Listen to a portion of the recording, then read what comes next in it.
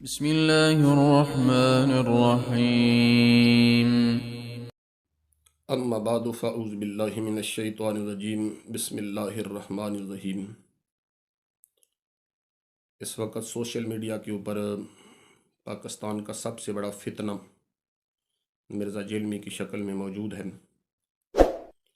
جب اس کو باقاعدہ پراپر پلاننگ کے تحت پاکستان کے اندر لانچ کیا گیا تو اس نے اولیاء اکرام کی گستاخی اور بے ادبی کی، اولیاء اکرام کے خلاف اس نے ہرزہ سرائی کی۔ اس وقت اس کا مشہور مقولہ تھا، کہتا تھا کہ انبیاء یا تے ہے کوئی نہیں، بابے تے شاہی کوئی نہیں، کہ نبی کے جیسا ہے ہی کوئی نہیں، بابے تے شے ہی کوئی نہیں۔ اس طرح کی یہ لغویات بولتا تھا، اس طرح کی یہ بیہودہ گفتگو کرتا تھا، اولیاء اکرام کا باقاعدہ نام لے کے ان کو ٹارگٹ کرتا تھا اور اولیاء اکرام کی گستاخی اور بے ادبی کرتا تھا۔ اس وقت ہم نے اپنی آواز بلند کی کہ اس بدبخت کا راستہ روکا جائے۔ اگر آج اس کا راستہ نہ روکا گیا تو کل یہ اسی طرح صحابہ اور اہل بیت و اطہار کے خلاف منہ کھولے گا۔ جب علماء اکرام نے اس سے رابطہ کیا تو یہ اتنا بڑا بدبخت اور مکار شخص ہے، آگے سے کہنے لگا کہ یہ علماء جھوٹ بولتے ہیں، مجھ پہ اولیاء اکرام کی گستاخی کی تہمت لگاتے ہیں۔ آج مجھ پہ اولیاء اکرام کی گستاخی کی تہمت لگا رہے ہیں، کل یہی علماء مجھ پہ انبیاء اکرام کی گستاخی کی بھی تہمت لگائیں گے۔ کل یہی علماء کہیں گے کہ انجینئر صاحب کہتے ہیں کہ اللہ دیا تے ہے کوئی نہیں تے پیغمبر تے شاہی کوئی نہیں، اور جھوٹ بولتے ہو اپنی طرف سے یہ بات کر کے کہ جی انجینئر صاحب کل کو پھر آپ یہ بھی کہیں گے کہ اللہ کے جیسا ہے ہی کوئی نہیں تو نبی تے شاہی کوئی نہیں، اور جھوٹو تم پہ اللہ کی لعنت ہو۔ کل مجھ پہ اس طرح کے الزام لگائیں گے۔ اتنا بڑا بدبخت اور اتنا بڑا مکار اور اتنا بڑا کذاب شخص ہے یہ۔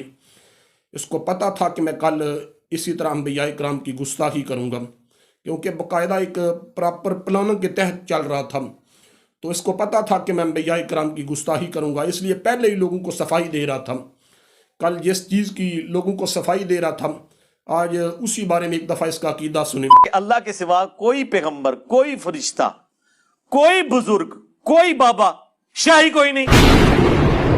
کہ اللہ کے سوا کوئی پیغمبر، کوئی فرشتہ، کوئی بزرگ، کوئی بابا، شاہی کوئی نہیں۔ یہ کہہ رہا ہے کہ اللہ یا تے ہے کوئی نہیں تے پیغمبر تے فرشتے تے کتب تے ولی تے غوث تے شاہی کوئی نہیں، تو پھر اتنا بدبخت اور اتنا بڑا کذاب شخص ہے یہ، آگے سے پھر اس چیز کا دفاع کر رہے ہیں۔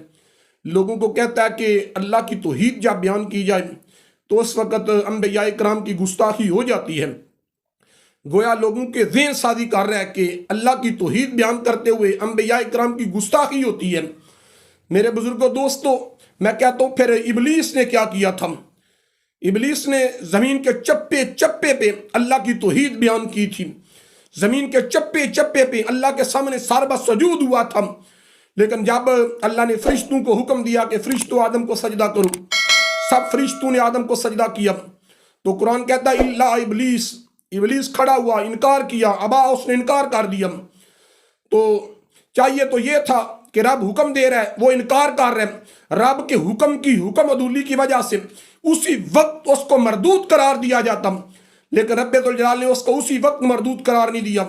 رب نے اس سے پوچھا کیا ابلیس، آدم کو سجدہ کرنے سے تجھے کس چیز نے روکا؟ آدم کو سجدہ کرنے سے تجھے کس چیز نے منع کیا؟ تو ابلیس بولا انا خیر منہ، مولا میں آدم سے بہتر ہوں، تو نے مجھ کو آگ سے پیدا کیا اور آدم کو تو نے مٹی سے پیدا کیا۔